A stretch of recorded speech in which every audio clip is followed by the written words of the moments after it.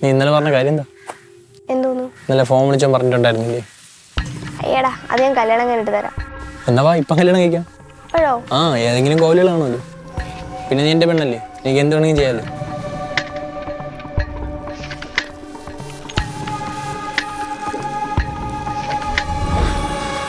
ഓഹോ, അത്രേ ഉള്ളൂ അല്ലേ? അയ്യോ, അങ്ങനെയല്ല. മതി, എനിക്കെല്ലാം മനസ്സിലായി. എനിക്ക് നീ മാത്രമേ ഉണ്ടായിരുന്നുള്ളൂ, ഇപ്പം അതുമില്ല.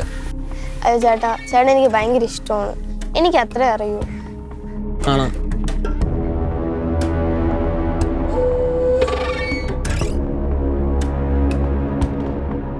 നമുക്ക് ബർത്ത്ഡേ പാർട്ടിക്ക് പോണ്ടേ? ആ, ബർത്ത്ഡേ പാർട്ടിക്ക് ഗിഫ്റ്റ് മേടിക്കാനുള്ള ക്യാഷ് ഞാൻ അച്ഛനത് കള്ളം പറഞ്ഞ് മേടിച്ചിട്ടുണ്ട്. ഗിഫ്റ്റ് ഒന്നും വാങ്ങണം, നീ ക്യാഷ് ഇതാ.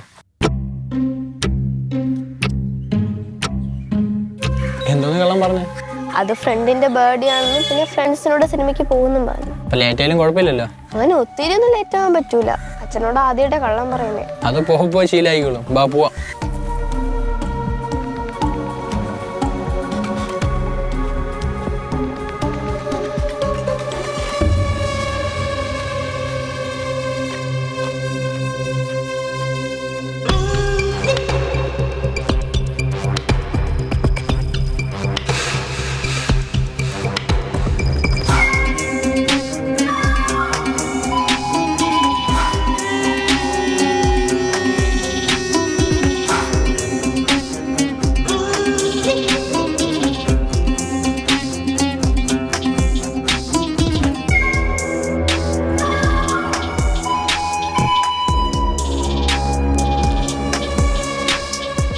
ഇതൊക്കെ എൻ്റെ ഫ്രണ്ട്സുകളാണ്, കണ്ണനും അബിയും.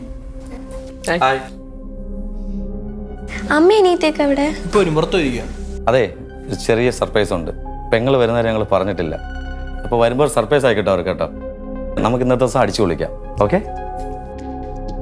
അളിയ, നമുക്ക് വല്ല ജ്യൂസ് ആവല്ലോ, അങ്ങനെ എന്തെങ്കിലും കൊടുക്കും. ഓ, നമുക്ക് ജ്യൂസ് എടുത്തിട്ട് വരാം. അതിരിക്കും.